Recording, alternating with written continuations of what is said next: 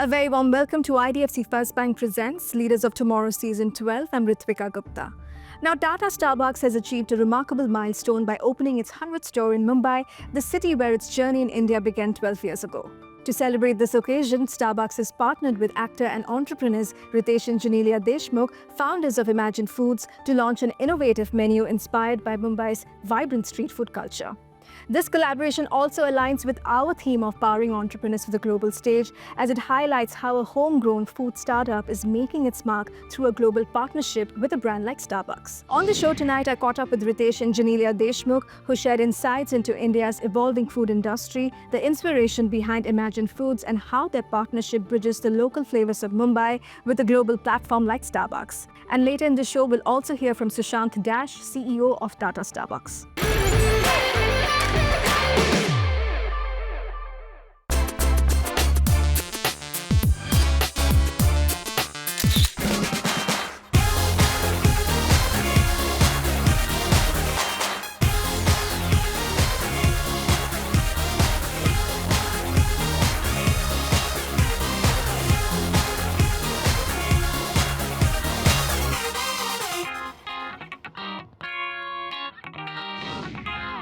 Riteish Genelia, welcome to ET Now Leaders of Tomorrow. It's a pleasure to be chatting with you today. Thank you so much. Thank you for having us on the show.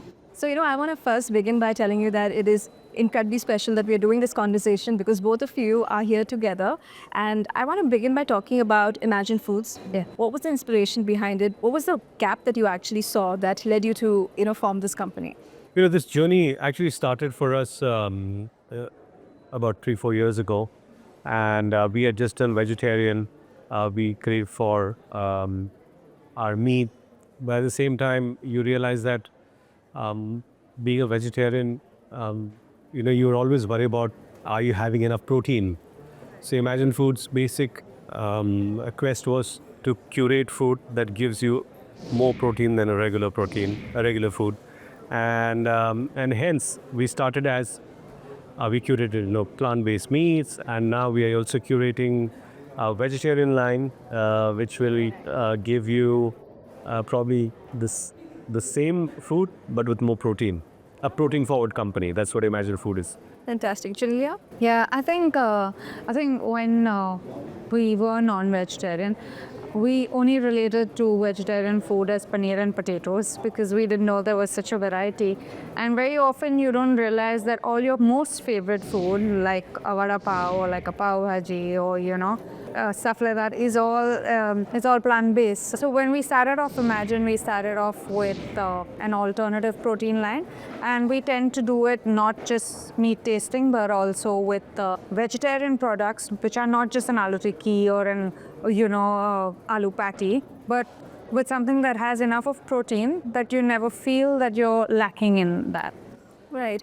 I've always been curious to ask, especially actors, is there a difference between being an entrepreneur and being an actor, or are there similarities that you can talk to us about, or is it completely different? No, it's completely different. Being an entrepreneur, it's a different ecosystem that you have to be in.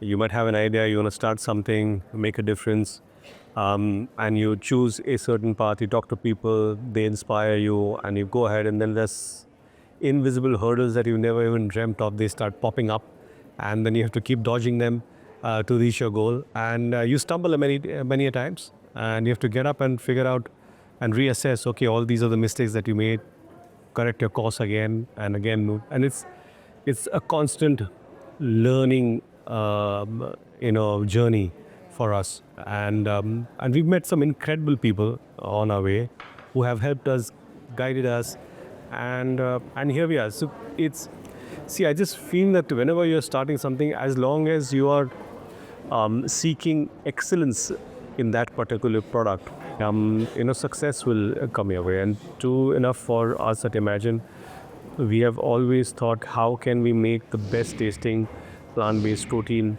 best tasting plant-based food. When we met Starbucks, we had many tastings. We've been with Starbucks earlier too. We had kind of curated a vegan portfolio with them. But here is another wonderful opportunity which is very close to our hearts, and it's Mumbai. street food.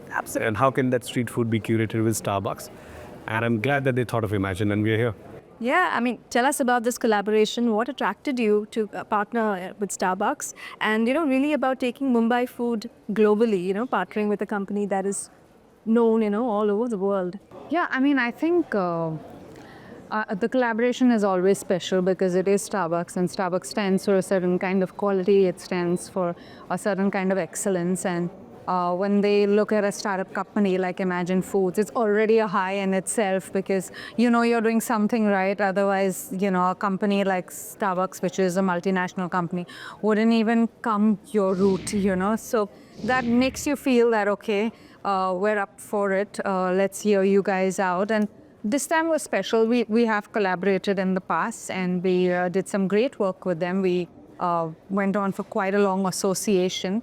And this time it was about Mumbai, so it makes you feel really special. And when it's in sync with what you do, like for us, innovating on vegetarian, making it cool, making it sexy is always fun. Making food speak to you with the moment you look at it, as well as when you eat it, making it really familiar.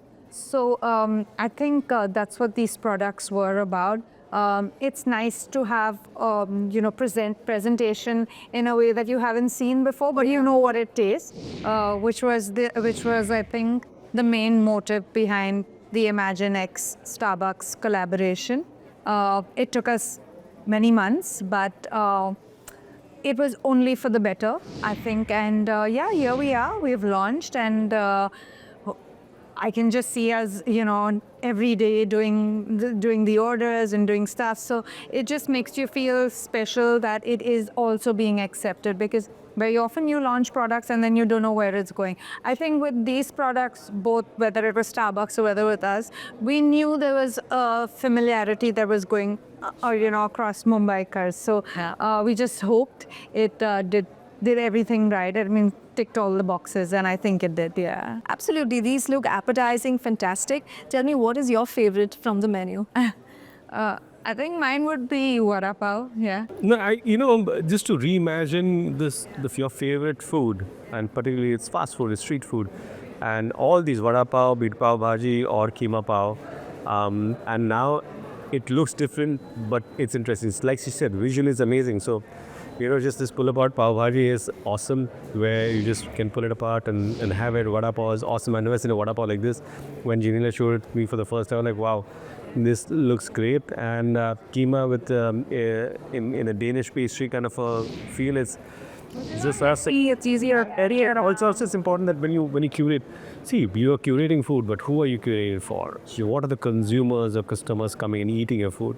Do they want it to be messy? Do you want it to be clean? So yes, interesting, visually appealing. You should look at food and say, what is that? I want to try it. What is this? I want to try it.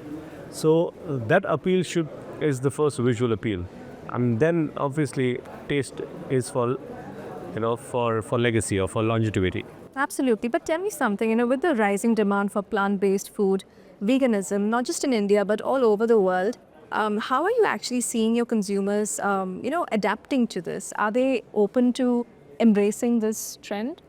I think absolutely. I think there are many people out there. Being vegan was a term used for like an exclusive cult or a community, and it's not something that's accessible. But when we go out, oh, you're vegan, I don't know what to make for you. I said, basic dal chawal is also vegan. Don't just put ghee and you're fine. Vada pav is vegan, So, and it's more than veganism. But plant-based food is actually great for your health. It's easily digestible, and everything. Anything in excess is not great for you.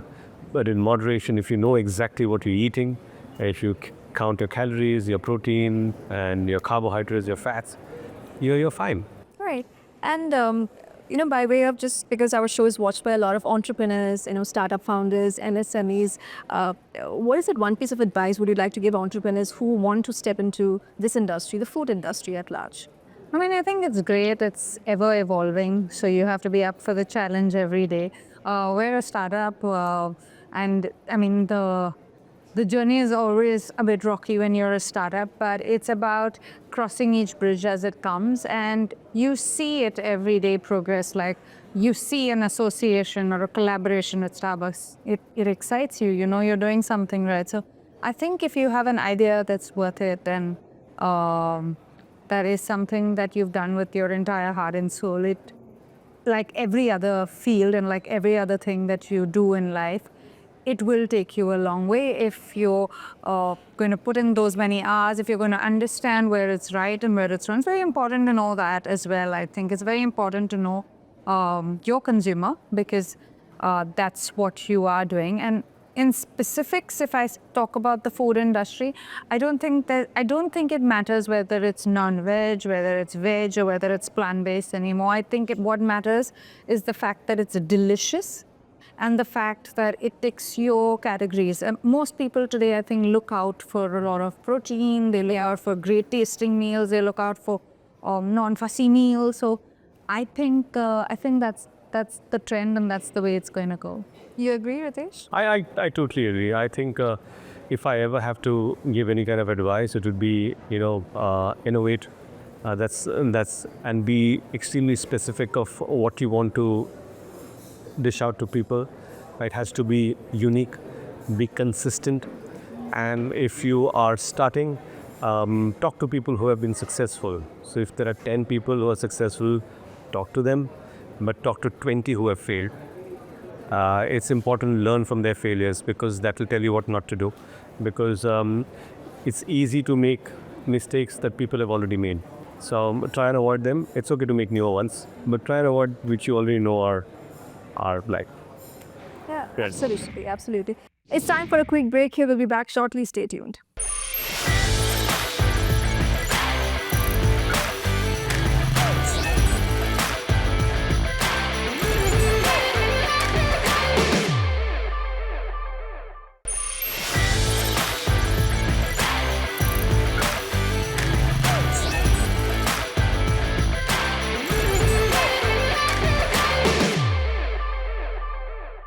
Welcome back to IDFC First Bank Presents Leaders of Tomorrow Season 12, in conversation with actor and entrepreneurs Riteish and Genelia Deshmukh on their food startup Imagine Foods and much more. Listen in.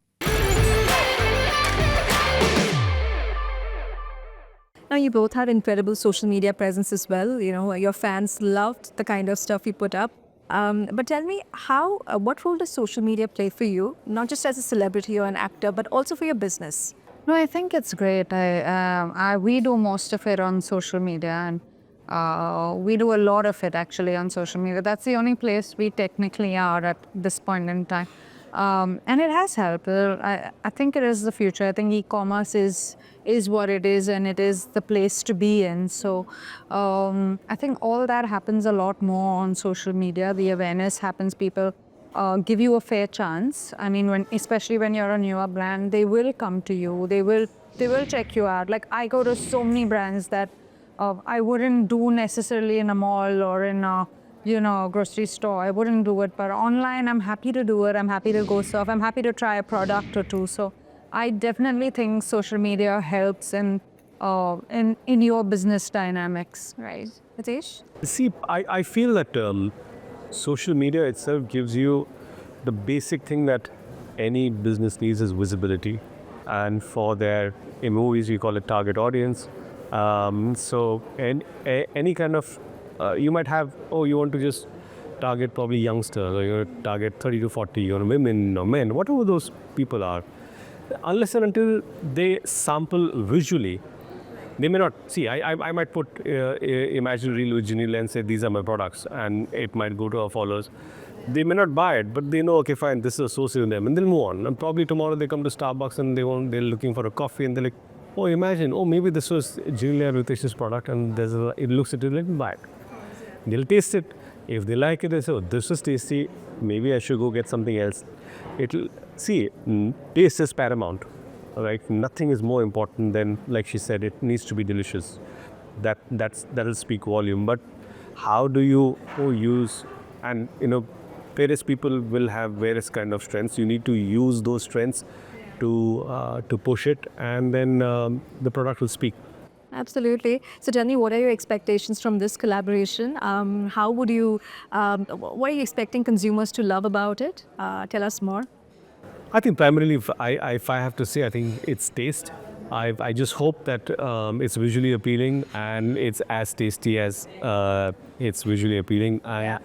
That's it. I just want people to taste it and recommend. You must try this, and that's what you want. Like you eat this and you say, Come back for more. I say, what? I had this. You must have this. So many times you go to a place and they say, Starbucks come with a new coffee. Go and have that. It's really cool. Okay, fine. But you realize that in India, we are an extremely foodie nation. It's Absolutely. it's not like you go to America or any other country. You pick up a coffee and you're out. In India, you want to take a coffee. You want to sit, probably spend nice, go 20, 30 minutes, have a chat, do a meeting, and that will come with a lot of food. So, yes, food is important. Absolutely. How about you, Genelia? What are you expecting out of this collaboration? No, I think, obviously I wanted to grow and wanted to go to everyone's homes and hearts and when they have a coffee. The basic thing of this theme as such is it should have every Mumbaiker's heart because there is flavors and tastes that we're very well aware of. So, I think when you're having a coffee, it'd be nice to have one of the products, and I hope that people enjoy it. We've put our heart and soul into it, and let's see how it goes. And before we wrap up, tell me, what is your long-term vision for Imagine Foods? Where do you see, the company make an impact in the industry? I feel, India is a protein deficient country. And the main concern for anyone who is having food is protein. Every time you're looking, am I having enough protein, is the question asked. And it is a question asked by a mother whether she's giving enough protein to the child. Anyone who wants to see, indulgences everywhere. You might go and have some food and you might be guilty after eating it, and that's all fine. But on a regular basis, are we able to retain the taste that you crave for and give you more protein? So Imagine Foods' quest would be delicious protein forward company, delicious protein plus food. Yes. Fantastic. Genelia? Well, we're currently with alternative protein in terms of meat tasting. We're going to come out with a whole veg line. We also are looking at various aspects of plant-based food, but the motto behind it all is high in protein and extremely delicious. So it's not like something that you're forced to have. Like, I know many times a shake or a bar is something that you're just forcing yourself to have, which is, I want to make it part of your regular meals. So like where you don't feel that you're doing, making a big deal and trying to get your protein hectically. You just know I'm eating this and it has 25 grams of protein and you're done. So I want to make that kind of accessibility and that kind of ease to most moms, to most children who are, extremely conscious. And I think we live in a very conscious world today. People are aware. They know exactly what they want to eat and what not to eat. And the irony for both me and Riteish is that it has to be delicious at the end of the day. Yeah, absolutely. Well, thank you so much, Genelia, Riteish, for chatting with us, sharing your insights. It was lovely. We must taste this. Absolutely. I will not leave without tasting this. Thank you so much. Thank you. And before we wrap up today's episode, we are also joined by Sushant Dash, CEO Tata Starbucks, who's joining us live to talk to us about this partnership. Sushant, welcome to Leaders of Tomorrow yet again. Hi Ritwika, thank you for inviting me. So, Sushant, congratulations on the opening of your 100th store in Mumbai. Tell us, how do you see Starbucks continuing to evolve while paying tribute to the city's rich street food culture? For us, I think it's a historic, in some ways a momentous occasion. I think it's also a little emotional in the sense that this is where it all started. This is where we opened our first store, and today we're celebrating the opening of a 100th store in the city. So this city has obviously been very close and in some ways reflects the brand and the rise of the brand in this country. All the experiments, innovations, store formats, in many ways represent what the city stands for and the diversity that this city brings to the table. In terms of celebrating the 100 years hence, we thought that the best way to do that is to celebrate the food that Mumbai represents. And the reason we did that is, for us, innovation has always been about bringing what Starbucks stands for globally, but also in some ways bringing in the local nuances and adopting to the local taste and preferences. That is what has given us success, other than obviously being the purveyors of the finest coffee and in terms of the connection. But when it has come to the food, it is about celebrating the local food, but in a way that Starbucks is known for globally. Wonderful. Now, collaborating with Riteish and Genelia Deshmukh's Imagine Foods must have been a unique experience. Tell us more. So we have always believed in collaborating. If you look at globally, we have collaborated with some of the biggest brands, be it Disney, be it, any brand that you talk about. Peanuts was the recent one that we did globally. So when we were looking at celebrating the 100th store milestone in Mumbai, I think Genelia and Ritesh in some ways was a no-brainer. We have collaborated with them in the past when we launched our vegan food. I think as individuals, as people, they represent Mumbai in a lot of ways. They are from the city, so they obviously, and in terms of what they're trying to do with Imagine Food, again represents what the city stands for. So we thought they would be the best people to bring to life what we wanted to do, which is, as I mentioned earlier, in some ways celebrate Mumbai, the street food of Mumbai, but do it in a manner which is Starbucks, which is global in terms of representation, which is quirky, which is fun. And I think that has come through beautifully in terms of all the three food items. Similarly with Anamika, she celebrates in some ways what Indianness is, but in a global platform in terms of her quirky designs. And I thought that is a best way to represent each and every neighborhood of Mumbai, because every neighborhood has a story to tell, and that's what we're trying to do and trying to capture in terms of the tote bags. Fantastic. Starbucks has always been more than just coffee. It is about creating community spaces where people can connect. So finally, before we wrap up this conversation, tell us what makes the 100th store in Mumbai special in this regard. So you're right. At the end of the day, when we started this journey, when we talked about saying we need to establish Starbucks, as I said, at the end of the day, Starbucks is about two things. Starbucks is about coffee, the best coffee, be it in the form of Arabica, the top 3-4% of Arabica, sustainably sourced, the craftsmanship that our partners bring to the table in terms of what they do with that coffee. But it is also about where you enjoy the coffee and the connection that you do with people who come each and every time. And as we have grown in Mumbai, we have tried to see that we represent and give people an option to try out different formats. Well, thank you so much for joining us, Sushant, and all the very best to you. Thank you so much. Thank you for having me on the show. With that, it's a wrap on this episode of IDFC First Bank Presents Leaders of Tomorrow Season 12. We hope you enjoyed the conversations. Thank you and goodbye.